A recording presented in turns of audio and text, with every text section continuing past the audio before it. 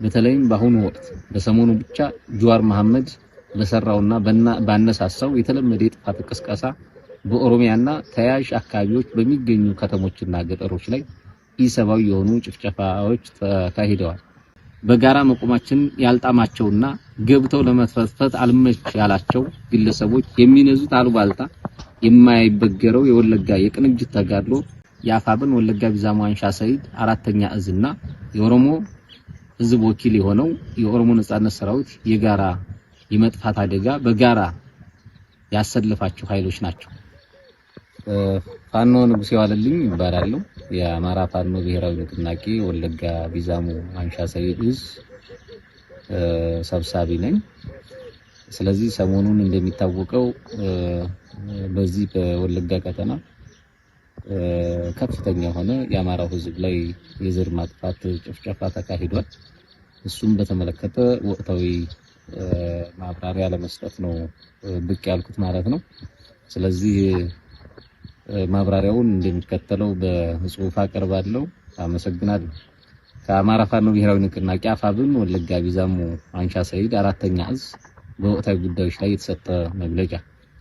የአማራ ህዝብ በኢትዮጵያ ሀገረ መንግስት ግንባታ አንድነትና ሉዓላዊነት የከፈለ መስዋዕትነት በታሪክ ማህደር ደማቅ ሆኖ የሚነበብ ሀቅ ነው።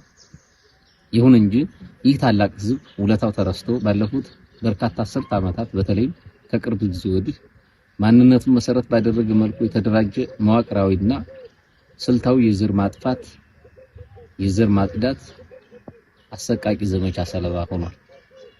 በተለይም በአሁኑ ወቅት በሰሞኑ ብቻ ጁዋር መሐመድ በሰራውና ባነሳሳው የተለመደ የጥፋት ቅስቀሳ በኦሮሚያና ተያያዥ አካባቢዎች በሚገኙ ከተሞችና ገጠሮች ላይ ኢሰባዊ የሆኑ ጭፍጨፋዎች ተካሂደዋል። በምስራቅ ወለጋ በጉትን አንዶዴ፣ አሊ፣ አዋጃ፣ ፈንዲቃ፣ መለከታ፣ አባ ሙሳ፣ ስሬዶሮ፣ መርጋጅሬኛ፣ አሹ፣ ወፍጪ፣ አሮ አዲስ ዓለም የመሳሰሉ ከተሞችና ሰፈሮች ላይ የአማራ ማህበረሰብ ያነጣጠረ የቤት ማቃጠል፣ የንብረት ማውደምና መዝረፍ በክልሉ አገዛዝ ቀጥተኛ ትዕዛዝ ተፈጽሟል። በዚህ ሰሞን ሰቆቃ በኦሮሞ ገዳ ኮማንዶ በመከላከያ ሰራዊትና በቄሮስም በተደራጁ የዘረፋ ቡድኖች የአማራ እናቶችን እና እህቶችን በአሰቃቂ ሁኔታ ደፍረዋል። አረጋውያንና ህፃናት ያለ ርህራሄ ተጨፍጭፈዋል። የጥፋት አስፈጻሚዎች መንፈሳዊ ተቋማትንና እሴቶችን ጭምር በማዋረድ የሃይማኖት አባቶችን ሰብአዊነትና ክብር በጎደለው አኳኋን አዋርደው በጥይት ደብድበው ረሽናቸዋል። አስከሬናቸውም በመጥረቢያ ቆራርጠው በእሳት አቃጥለውታል። ይህ በእንዲህ እንዳለ የአብይ አህመድ አገዛዝ ሆን ብሎ የቡሬ ወለጋ መስመር በመዝጋት በወለጋ የሚገኙ የአማራ ተወላጅ መውጫና መግቢያ አጡ ከ5 ዓመታት በላይ ታፍኖ እንዲቀመጥ ተደርጓል። በተጨማሪም አዲስ አበባ ወደ ተለያዩ ክልል መስመሮች ላይ አገዛዙ ባደራጀው ህገወጥ ሽፍታ አማካኝነት መንገደኞች ታግተው ከፍተኛ ገንዘብ ከተቀበሉ በኋላ በግፍ የሚገደሉበት አረመኔያዊ ድርጊት ተባብሶ ቀጥሏል። የአማራ ፋኖ ብሔራዊ ንቅናቄ አፋብን አንሻ ሰይድ አራተኛ እዝ ይህንን ለዘመናት የቀጠለ ብሔራዊ የህልውና አደጋ ለመቀልበስ የተረገጠውን የህዝባችንን ክብር ለማስመለስና ደህንነቱን ለበዘላቂነት ለማረጋገጥ የተመሰረተ የማይበገር የትግል ንቅናቄ ነው። 1. በአማራ ህዝብ ላይ የዘር ፍጅት ያወጁት አካላትና ያደረሱት ጉዳት በአክራሪ የፖለቲካ ልሂቃን የተቀነባበረው ጸረ አማራ የጥፋት ትርክት በወለጋ ምድር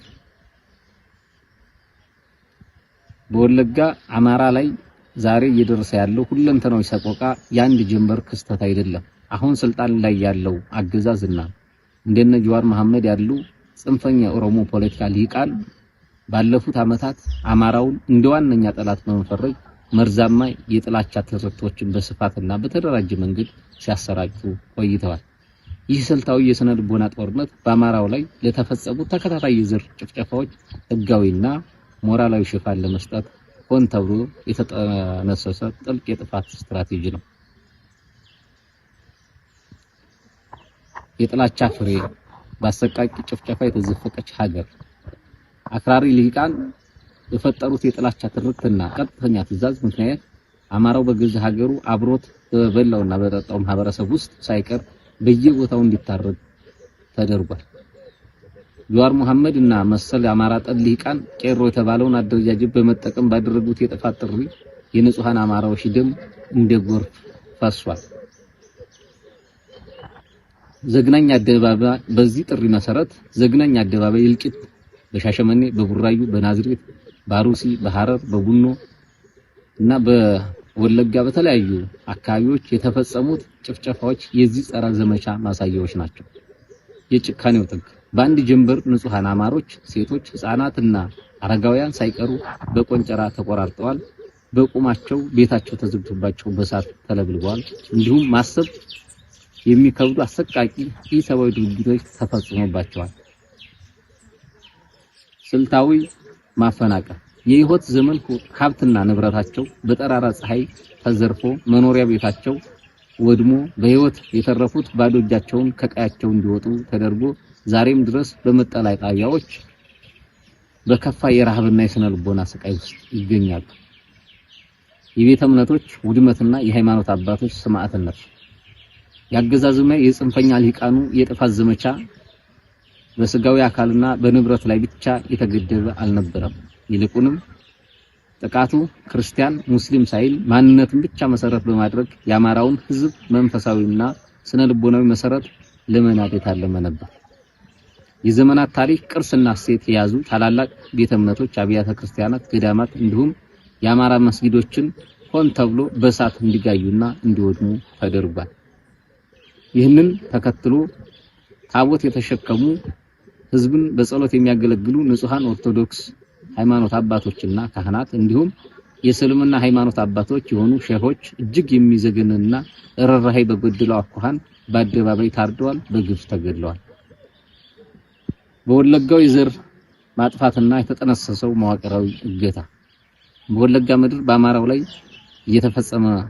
የተፈጸመው ግፍ በተለየ ሁኔታ እጅግ የተወሳሰበና በመንግስት መዋቅር ሙሉ በሙሉ የተደገፈ ሰቅጣጭ የዘር ማጥፋት ወንጀል ነው። የቡሬ ወለጋ መስመር እገዳ አረመኔው አብይ አህመድ አገዛዝ ሆን ብሎ የቡሬ ወለጋ መስመር በመዝጋት በወለጋ የሚገኘው የአማራ ተወላጅ መውጫና መግቢያ አጥቶ ከ5 ዓመታት በላይ ታፍኖ እንዲቀመጥ ተደርጓል። የተናበበ የጥፋት ተልዕኮ የወለጋን ጭፍጨፋ አገዛዙና አማራ ጠል የኦሮሞ ሊቃም በሚገባ ተናበው የፈጸሙት ነው። አማራው በታሪካዊ ርስቱና አብሮ በኖረው ቀየው እና ህዝብ ተጨፍጭፎ እንዲያልቅ አገዛዙ ጸጥታ ኃይሎች ጋር የተናበበ ስልት ተነድፎ ሲተገበር ቆይቷል። የጉዞ ላይ አፈናና እልቂት በህይወት የተረፉት ንጹሃን ሀብት ንብረታቸውን ተዘርፈው ባዶ እጃቸውን የሞት ጉዞ ወደ አማራ ክልል እንዲያደርጉ ተገደዋል።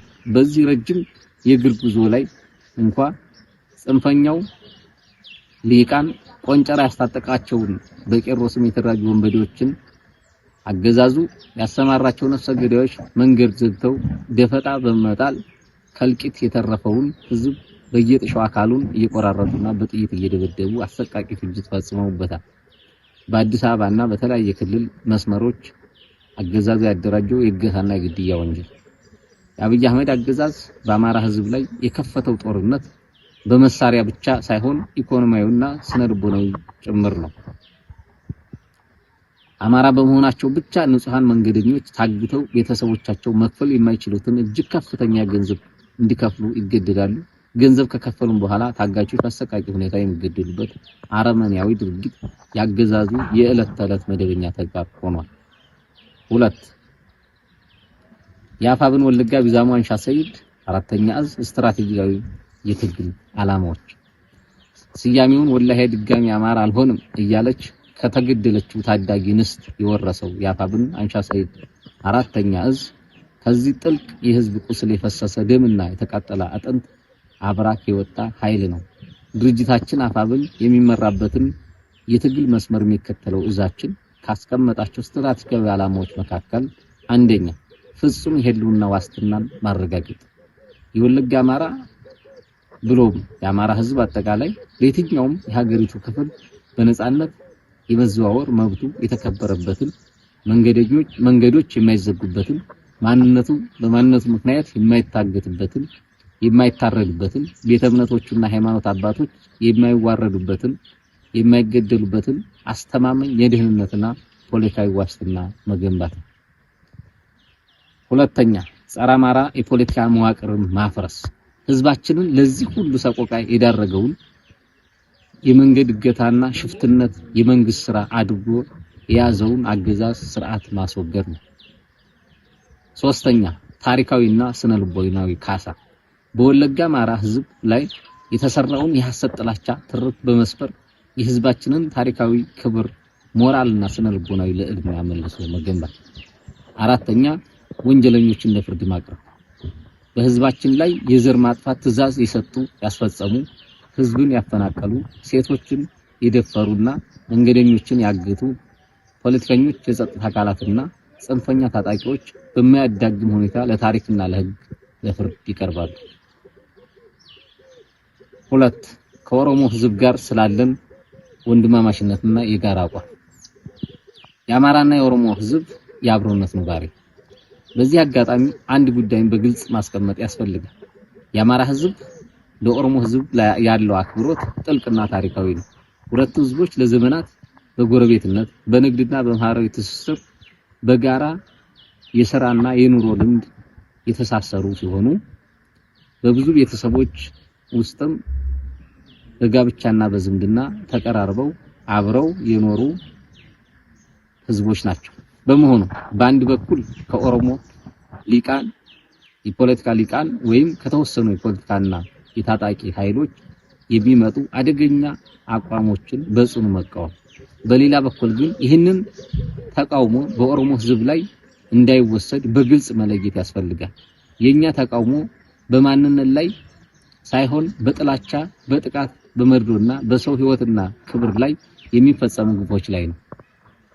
የኦሮሞ ህዝብ እንደ ህዝብ የኛ ጠላት አይደለም። ይልቁንም ከኛ ጋር በብዙ ታሪካዊ የማህበራዊና የቤተሰብ ትስስር የፈጠረ ታላቅ ህዝብ ነው። በተለይ በጋብቻ የተዛመዱ በአንድ መንደርና በአንድ ማህበራዊ ኑሮ የተጣመሩ ቤተሰቦች ቁጥራቸው ብዙ በመሆኑ የሁለቱ ህዝቦች ተፈጥሯዊ ትስስር ያሳያል። ተመሳሳይ አደጋ የተደቀነበት የአማራና የኦሮሞ ህዝብ በወለጋ የትግላችን ዓላማ ተፈጥሯዊ የሆነውን የሁለቱን ህዝቦች የቆየ የጋራ ኑሮና ወንድማማችነት ለማፍረስ ሳይሆን ይልቁንም እንዲጠናከር ነው። የፖለቲካ ልዩነት የህዝቦችን የዘመናት የጋራ ታሪክና ማህበራዊ ትስስር ሊያፈርስ አይገባም። የሁለቱም ህዝቦች ልጆች በነጻነት በክብርና በደህንነት አብረው የሚኖሩበትን ሰላማዊ ማህበራዊ ምህዳር መገንባት የጋራ ኃላፊነታችን ነው። በተለይ በወለጋ ምድር ያለው የአማራና የኦሮሞ ህዝብ አብሮነት የዘላለም ኑባሬ ከመሆኑም ባሻገር ጸረ ህዝቡ የአብይ አገዛዝ የከፈተው እልቂት ጦርነት ሁለቱንም ህዝቦች ዋጋ እያስከፈለ ያለ መሆኑን ይታወቃል። የወለጋን ህዝብ ከጥፋት ለመታደግ የሚደረግ የተቀናጀ ተጋድሎ ላለፉት 8 ዓመታት በዘረፈጁ አገዛዝ በተከፈተ ጦርነት አደጋ ውስጥ የገባውን የአማራና የኦሮሞን ህዝብ ካገዛዙ የጥፋት ፕሮጀክት ለመታደግ መሬት ላይ በደማቅ መስዋዕትነት እየታጀበ ተጋድሎ የሚያደርገው የአፋብን ወለጋ ቢዛሞ አንሻ ሰይድ 4ኛ እዝና የኦሮሞ ህዝብ ወኪል የሆነው የኦሮሞ ነጻነት ሰራዊት የጋራ የመጥፋት አደጋ በጋራ ያሰለፋቸው ኃይሎች ናቸው። የሊቃኑ የፖለቲካ አመለካከት ልዩነት በጠረጴዛ ዙሪያ ለሚደረግ ክርክር የሚያበቃው ጸረ ህዝብ የሆነውን የቀውስና የሽብር አገዛዝ በማስወገድ የህዝብን ህልውና ማስጠበቅ ሲቻል እንደሆነ የምናምን ሁለቱ አደረጃጀቶች አገዛዙ የሚያሰማራውን ጭፍጨፋ ኃይል በጋራ መዋጋት እንዳለብን ካመን ቆይተናል። በጋራ መቆማችን ያልጣማቸውና ገብተው ለመፈትፈት አልመች ያላቸው ግለሰቦች የሚነዙት አሉባልታ የማይበገረው የወለጋ የቅንጅት ተጋድሎ አገዛዙን በማስወገድ ወለጋ የሰላምና የልማት ምድር እንዲሆን ወደፊትም አበክረን የምንሰራበት ጉዳይ ነው። ሶስተኛ ተጠያቂነትና አራተኛ ተጠያቂነትና ፍትህ። በህዝብ ላይ ጭፍጨፋ የፈጸሙ ያስፈጸሙ ስምሪት የሰጡ መዋቅራዊ ድጋፍ ያደረጉ የሚዲያ ሽፋን የሰጡ እና ሌሎችም በተለያዩ መንገድ የተሳተፉ ሁሉ ከህዝባችን ማሸነፍ ማግስት የፍትህ ጽዋን ይጎነጫሉ። የተገፋው ህዝባችን በፍትህ ይታከም ዘንድ ይህንን ለማድረግ አስፈላጊው መስዋዕትነት ይከፈላል። እንዲሁም የኦሮሞ ህዝብ ጨምሮ ከየትኛውም አካባቢ ካለ ህዝብ ጋር መልካም ግንኙነት ያለው የጄኔቫ ኮንቬንሽን እና ሌሎች የጦር ህግጋትን ዓለም አቀፍ ስታንዳርድን አክብሮ እየታገለ ያለ አፋብን ወለጋ ቢዛሞ አንሻ ሰይድ አራተኛ እዝ ማንኛውም በሲቪሊያን ላይ ተፈጽሟል ተብሎ የሚታመኑ የጦር ወንጀሎችን ሆኑ ሌሎች ህገወጥ ድርጊቶች በገለልተኛ ወገኖች ምርመራ እንዲደረግ ጥሪ ያቀርባል። በዚህ ጉዳይ ላይ መሳተፍ የሚፈልጉ ዓለም አቀፍ ተቋማት ለሚያደርጉት ማንኛውም ምርመራ ተባባሪ ከመሆናችንም ባሻገር ሰራዊታችን በሚንቀሳቀስባቸው ቦታዎች ሁሉ ለሚያከናውናቸው ተግባራት ኃላፊነት የምንወስድ መሆኑን ማሳወቅ እንወዳለን። በመጨረሻ እስካሁን በተገኙ አኩሪ ድሎች ባለመዘናጋት ጠላት ካሁን በፊት ከነበረው አቅም በላይ ኃይሉን አጠራክሮ ሊመጣ ስለሚችል ሁሉም የፋኖ አደረጃጀቶች የተለመደውና አስፈላጊውን ወታደራዊ ዝግጅት በላቀ ሁኔታ አጠራክረው እንዲቀጥሉ የአንሻ ሰይድ ጥብቅ ወታደራዊ ትዕዛዙን ያስተላልፋል። ይህ የህልውና እና የክብር የነጻነት ትግል ከዳር እስኪደርስ ድረስ ያለምንም ማወላወል መስዋዕትነት መክፈላችንን እንቀጥላለን።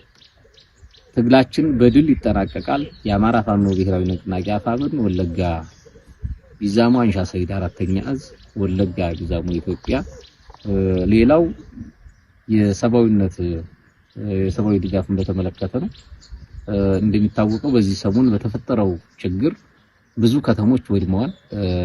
ከዚህ በላይ በመግለጫው እንደጠቀስነው ቄሮ በሚባል ኃይል የኦሮሚያ ገዳ ኮማንዶና የአገር መከላከያ ሰራዊት የሚባለው ሌሎች የጥምረት ኃይሎችን በትብብር የአማራውን ከተማና የአማራውን አካባቢ ንብረት በማውደም በማፈናቀልና ህዝቦችን በመጨፍጨፍ ሂደት ከፍተኛ እልቂት ፈጽመዋል። ከዚህ ጋር ተያይዞ ብዙ አቅመ ደካማ እናቶች፣ አባቶች፣ ሴቶች እህቶቻችንና ህፃናት ሜዳ ላይ ወድቀው ይገኛሉ። ስለዚህ እነሱም በተመለከተ ጥብቅ የሆነ የአፋጣኝ የሰብአዊና የነፍስ አድን ጥሪ ማቅረብ ፈልጋለሁ። የወገን ሰቆቃ ህመማችን እንባውም የህሊና ዕዳችን ነው። በዚህ የክረምት ወቅት ቤት ንብረታቸው በግፍ ወድሞባቸውና ተዘርፎባቸው ሜዳ ላይ የወደቁ የአማራ እናቶች፣ ህፃናት፣ አረጋውያን የአረጋውያን ሰቆቃ ልብ ያደማል። የህይወት ዋስትናቸው ተነጥቀው ፀሐይና ዝናብ እየተፈራረቀባቸው መጠጊያ ላጡት ለነዚህ ወገኖቻችን የምንደርስበት ፈታኝ ሰዓት አሁን ነው። ይህንን ተከትሎ የሰብአዊነት ቀውስ ለመታደግ የሚከተሉትን አካላት አፋጣኝ ርብርብ እንዲታደርጉ በታላቅ አክብሮት ጥሬን ማስተላለፍ ፈልጋለሁ። አንደኛ፣ ዓለም አቀፍ ተራድኦ ድርጅቶች የጉዳቱን ስፋት ተገንዝባችሁ አፋጣኝ የነፍስ አድን እርዳታና መጠለያ እንድታቀርቡ። ሁለተኛ፣ ወገን ወዳድ ባለሀብቶች ካላችሁ ላይ ቀነሳችሁ የተራቆቱትን በማልበስ እና የተራቡትን በማብላት የነፍስ አድን ተደራሽነታችሁን እንድታሳዩ ጥሪ ማስተላለፍ እንፈልጋለን።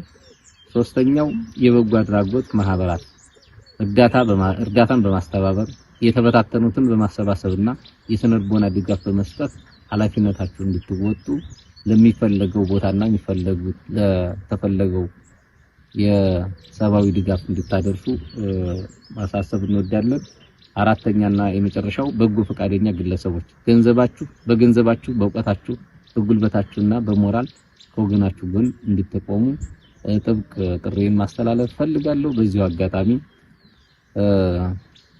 ቀጥታ ማንን መደገፍ እንዳለባችሁ ማህበረሰቡን ለማገዝ የተፈናቀለው ወገኖቻችን እንዲደርሳቸው ድጋፉ እንዲደርሳቸው በቀጥታ የምታገኙበትን ሁኔታ ቦታው ባሉት የነፍስ አድን ጥሪ መሰረት በማድረግ አካባቢ ላይ የተገኙ የሚያስተባብሩ ድጋፍ የሚያደርጉ የስነልቦና ግንባታ አሁን እየሰሩ ያለ ግብረ ኃይል አለ። በሱ በቀጥታ የምታገኙበትን ሁኔታ እናመቻቻለን።